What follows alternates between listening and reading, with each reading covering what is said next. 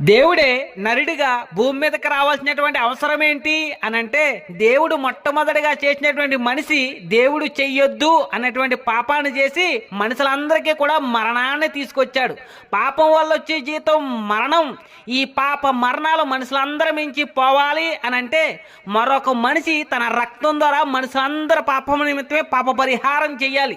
అయితే ఆ మనిషి ఏ పాపం చేయని వాడై పరిశుద్ధుడై నీతిమంతుడిగా బ్రతికిన వాడై ఉండాలి. మరి ఈ భూ ప్రపంచంలో పాపం చేయనటువంటి నరుడు ఎవరన్నా ఉన్నారా అని అంటే, రోమీయులకు రాసిన పత్రిక 3:23 ఏ భేదము లేదు, అందరూ పాపం చేసి దేవుడిచ్చేటువంటి మహిమని పొందలేకపోతున్నారు. ఏ భేదము లేదు, చిన్నోడు పెద్దోడు ముసలోడు పొట్టోడు పొడుగోడు అనేటువంటి భేదాభిప్రాయాలు లేవు. అందరూ పాపం చేసి దేవుడిచ్చేటువంటి మహిమని పొందలేకపోతున్నారు.